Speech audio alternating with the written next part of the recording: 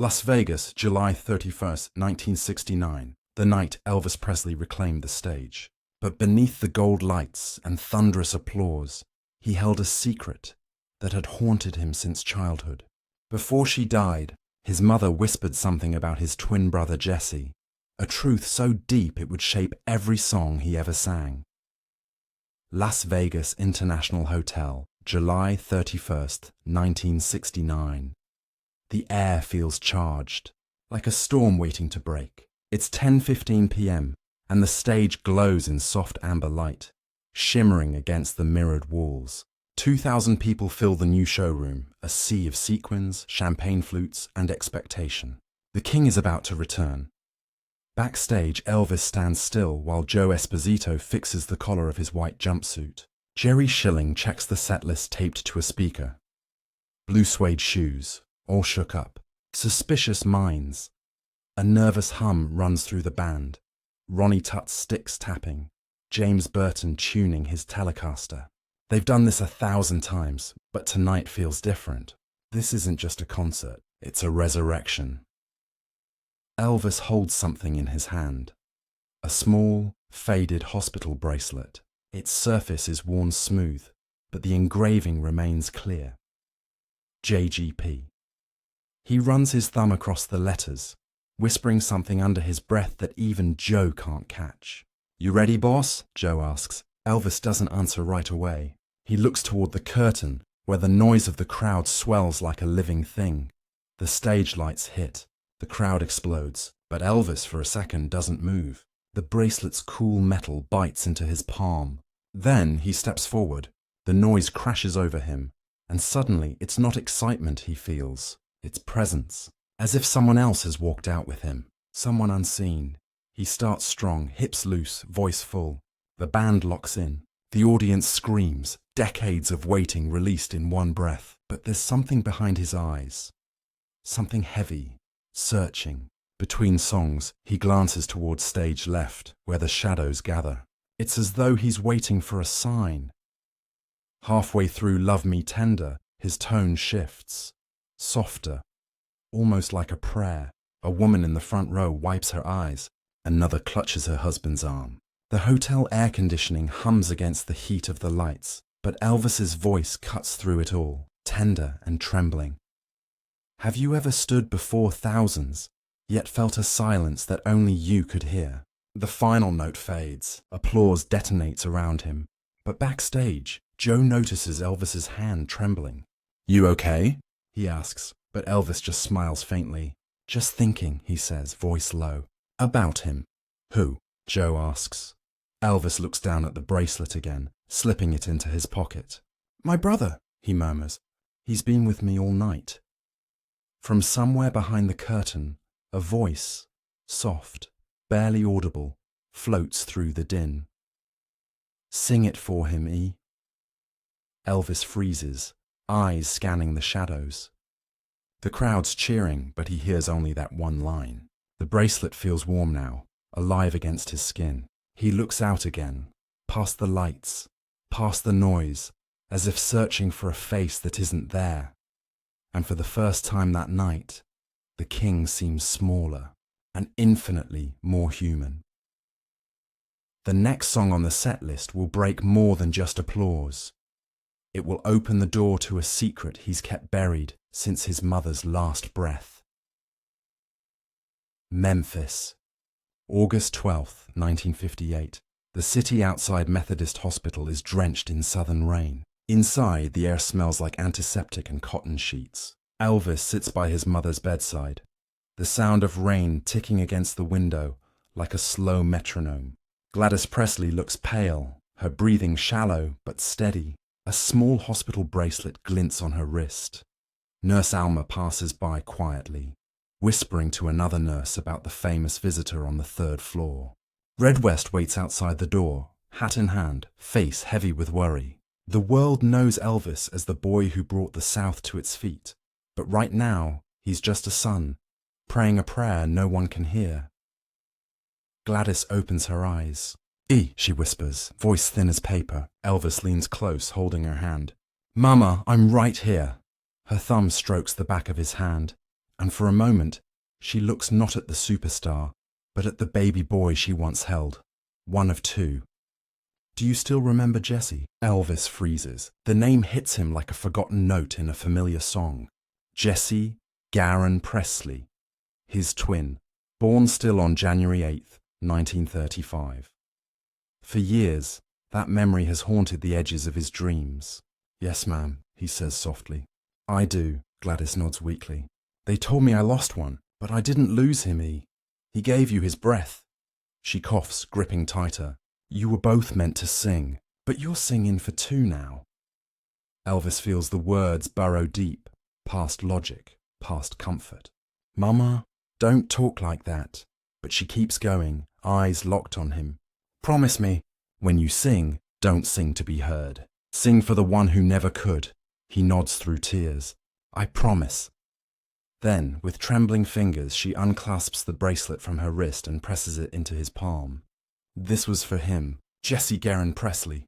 I had it made the day you boys were born. One for each. She smiles faintly. Now there's only one left, but I reckon he's been wearing yours all along. Elvis stares at the tiny metal tag, JGP, and something shifts inside him. The bracelet feels heavier than it should. Mama, I'll take care of it. Gladys's gaze softens. You'll do more than that. Her voice drops to a whisper, barely audible even through the quiet room. When you forget yourself, you'll find your brother.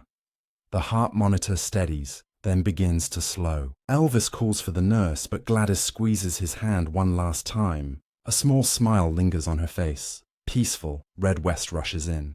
Come on, man! But Elvis just stares at the bracelet. He slips it onto his wrist, his thumb brushing over the engraving. The weight feels unbearable, yet holy. That night, while the rain still falls, Elvis drives alone through the dark Memphis streets, headlights cutting through the fog. His reflection in the window flickers. One face, then two. What do you do when the person you've been chasing your whole life was never meant to be caught?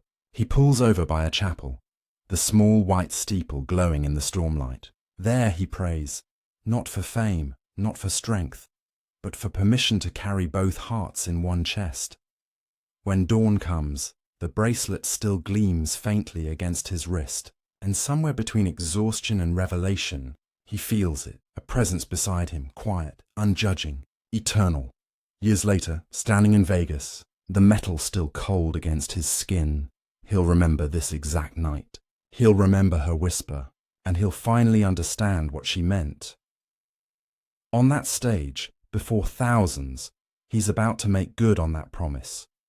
To sing, not as one, but as two. Las Vegas, 1969. The stage is alive. Horns blare, lights slice through the dark, and the crowd is pure fire. 2,000 people on their feet, each one chasing a piece of the king's magic. Elvis grips the mic stand tight, knuckles white beneath the rhinestones. Thank you very much, he says with that boyish grin.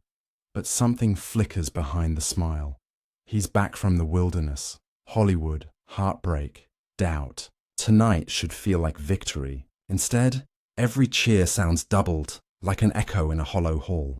As the band crashes into Suspicious Minds, the music feels almost too big. Elvis hears the rhythm, but he's thinking about a different beat. The one that stopped in a Memphis hospital 11 years ago. Joe Esposito catches the look in his eyes. He's seen it before, the faraway stare, like Elvis is singing to someone who isn't there. Jerry Schilling shifts near the stage wings, mouthing, "You good, E?" Elvis nods, but the truth is heavier than the gold chain around his neck. A flashbulb pops from the front row, bright, blinding. For a second, he sees two silhouettes in the burst, himself and a faint shadow standing just to his right. When the light fades, the shadow is gone. He leans into the next verse, voice cracking just slightly. The audience doesn't notice. They're caught in the wave of nostalgia, the legend reborn. But inside, Elvis feels that quiet presence tugging at him again. Jesse's silence threading through every lyric. What happens when the crowd that worships you can't hear the person you're really singing to? Halfway through the set, something shifts. He stops between songs, breathing hard, sweat tracing down his neck. "Let's slow it down a bit," he says. The band hesitates. This wasn't on the set list. Joe frowns, motioning for the cue sheets, but Elvis raises a hand. No, just dim the lights." The arena goes dead silent. Cameras lower. You could hear a pin drop. "This one's for somebody who couldn't be here tonight," he says quietly. The first chords of Peace in the Valley drift into the air, stripped down, slower, trembling. The sweet inspirations follow his lead, harmonies soft as breath. Elvis closes his eyes. The bracelet presses against his wrist, and suddenly he's not in Vegas anymore. He's back in that hospital room, hearing his mother's voice. He hits the chorus, not loud, but full, each word carrying both his weight and Jesse's. For a moment, it feels like the entire room exhales with him. Couples in the audience squeeze hands. A soldier near the back lowers his head. Even the ushers stop moving. Elvis opens his eyes, staring into the void of the spotlight. In that blinding circle, he imagines Jesse, not gone, just waiting, listening. "Sing for the one who never could," he hears again, and his voice trembles on the final line. The song ends. The silence that follows isn't awkward. It's reverent. 2,000 people holding their breath, unsure whether to clap. Then, like a slow tide, the applause rises. Not a roar, but a wave of gratitude. It's not for the performer. It's for the man who finally let himself be human. If your success came from a silence that isn't yours, how long before you stop running from it? As the lights return, Elvis blinks back tears and gives a small nod toward the dark space to his right. "That one was for you, brother," he whispers, just off mic. Joe Esposito steps forward, concern etched on his face. "You okay, E?" Elvis smiles faintly. Never better, but inside something feels lighter, like a door he's kept locked. All his life has finally been opened. The crowd starts chanting his name. "Elvis, Elvis." But he doesn't bask in it this time. He looks at the bracelet, running his thumb along the letters. JGP. The metal feels warm now, almost alive. The loudest thing in Vegas tonight isn't the band. It's the silence inside his heart. He slips the bracelet off, kisses it once, and tucks it into his pocket. The next song begins, "Can't Help Falling in Love," and the energy shifts again. It's no longer about showmanship. It's communion. The king of rock and roll, finally singing not for the crowd, but with someone unseen. As the curtain drops, Elvis lingers by the mic. The applause is thunderous, but he listens for something else, a softer rhythm beneath it all. Tomorrow night, he'll do something even his band won't expect, and it will change the meaning of every song he sings from then on. August 1st, 1969. Second night of the Las Vegas residency. The ballroom is packed again. 2,000 people, tuxedos brushing sequins, perfume heavy in the air. The energy is electric, yet Elvis stands behind the curtains still. The same bracelet sits in his palm. He's been awake since dawn, pacing the hotel suite, replaying last night's performance. Something shifted in him, and now he can't turn back. Joe Esposito leans in, straightening his cape. "You sure about this, boss?" Elvis nods slowly. "Tonight ain't about the show, Joe. It's about the promise. The band doesn't know what's coming. The sweet inspirations whisper guesses, new medley. Surprise guest, but Elvis hasn't said a word. The house lights dim. The announcer's voice booms. Ladies and gentlemen, Elvis Presley." The curtain flies open. The crowd erupts. Cameras flash like lightning, bathing the stage in white bursts. Elvis walks to the mic, face calm, almost serene. He doesn't start with his usual opener. Instead, he takes a slow breath, looks to his left, the same empty space he always saves, and begins to speak. "I want to tell y'all something," he says softly, voice steady but raw. "When I was born, I had a brother. His name was Jesse. He didn't make it, but my mama told me once that he never really left. The room stills. Even the photographers lower their cameras. So tonight," Elvis continues, "I'm not singing alone." He nods to the band. Key of C, nice and slow. He starts Peace in the Valley again, but this time, no spotlight, no flourish. Just him, One mic and a voice that trembles between this world and another. The notes roll through the room like a prayer. Halfway through, he steps back from the mic and lets the audience sing the refrain. Their voices rise, soft, uncertain at first, then unified. The sound becomes a chorus of thousands, carrying the melody higher than any single voice could. Have you ever felt the world sing back to you? Not because you're famous, but because you finally let it in. Tears streak across a woman's cheek in the front row. A veteran in uniform stands with his hand over his heart. A bellhop near the exit closes his eyes, mouthing the lyrics. The moment feels less like a performance and more like a confession. Then something small but extraordinary happens. A child, no older than 7, slips out of her mother's lap, clutching a crayon drawing. She walks toward the stage, holding it up. Security hesitates, but Elvis gestures for them to let her through. He kneels, takes the paper. It's 2 stick figures, hand in hand, both labeled Elvis and Jessie. He looks at her, his voice breaking. "That's beautiful, honey. Thank you." He folds the drawing gently and tucks it inside his jumpsuit pocket, right over his heart. For a heartbeat, the king of rock and roll isn't performing. He's praying out loud. The band ends on a soft chord. The room holds its breath. Then thunder, applause, cheers, tears. People are on their feet, hugging strangers. Joe Esposito wipes his eyes. Jerry Schilling whispers, "He did it. He really did it." Elvis stands there, motionless, hands clasped. "That one," he says into the mic, voice trembling, "was for both of us." He looks toward the rafters, then down at the drawing in his pocket. The bracelet catches the light, glowing gold. What if every gift you've been given came from someone you never got to thank? The ovation lasts minutes. Reporters scribble furiously. Flashbulbs flare. But Elvis doesn't bow. He just whispers, "Amen," and walks off stage into the dark, tears streaking down his face. That night, the band will find a folded note left on the mic stand, a message that will redefine what "For Jessie" truly meant. By dawn, the city still hums with last night's afterglow. The Las Vegas Strip, usually sleepless, feels quieter, as if it knows it witnessed something sacred. Inside the International Hotel, bellhops mop confetti from the carpet while fans still linger in the lobby, holding photos and ticket stubs like relics. Elvis is upstairs, alone, staring at the drawing the little girl handed him. 2 stick figures side by side, Elvis and Jessie. The bracelet rests on the nightstand, glinting under a streak of sunrise. Joe Esposito knocks gently. "You didn't sleep, huh?" Elvis shakes his head, eyes heavy but alive. "No, Joe, not after that." He looks down at the drawing. "You saw it, right? The way they sang. It wasn't about me anymore." Downstairs the crew gathers. Jerry Schilling pulls a folded piece of paper from his jacket. The note Elvis left on the mic stand the night before. It reads, "For Jessie. For every voice that never got to sing." The handwriting is bold, certain.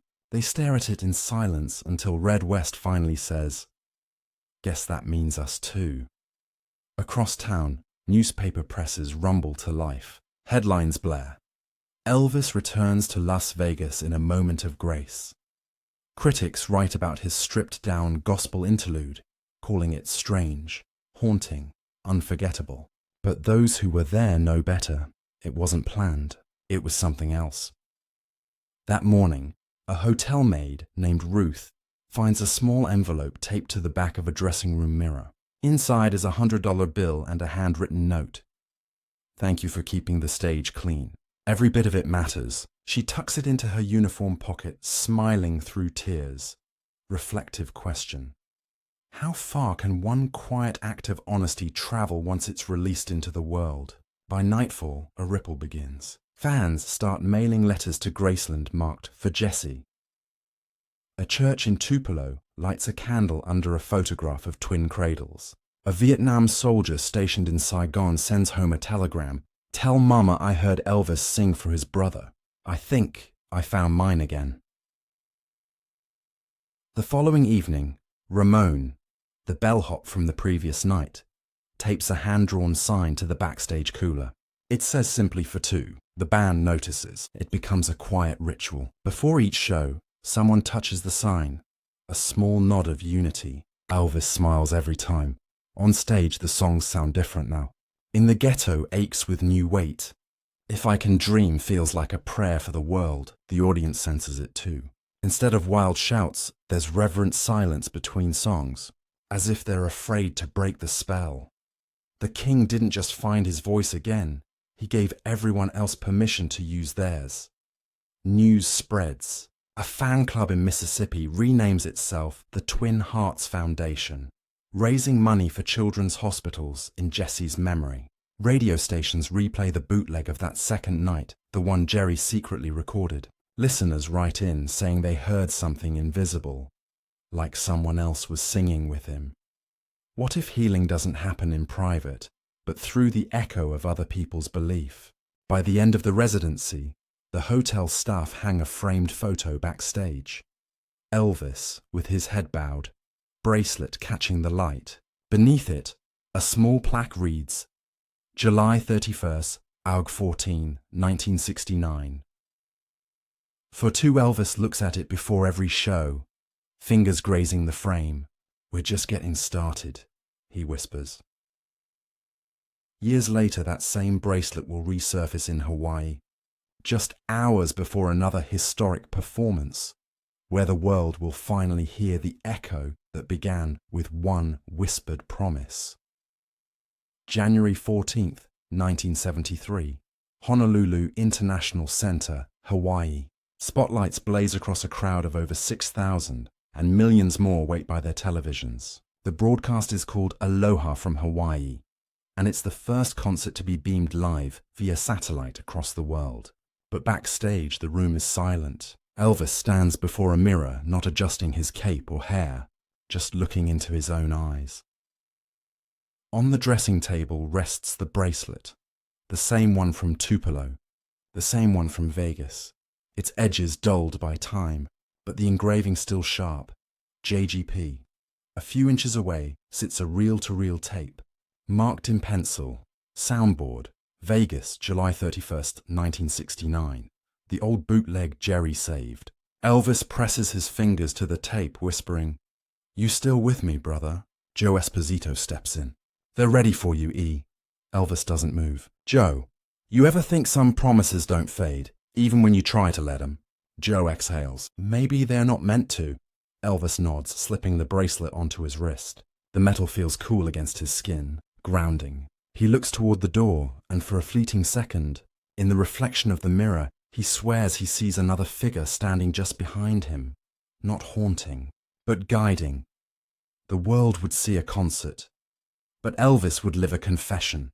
He walks onto the stage. The cheers hit like thunder, but this time he doesn't hide behind the sound. The first notes of an American trilogy rise. The hymn, the anthem, the prayer, all braided together. The camera zooms in as his eyes close. The world hears power, but what he feels is surrender.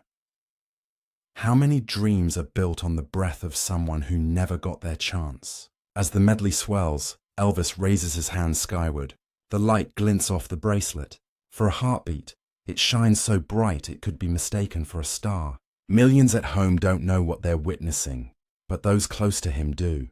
Jerry mouths, "For Jesse." When the final chord hits, Elvis drops his head, whispering something only the mic catches. "This one's yours." Crowd eruption, tape hiss blending into applause. After the show, he sits alone in the empty arena. The bracelet rests beside him. Sweat beads down his temple. He looks out at the sea of vacant seats, still glowing from camera lights.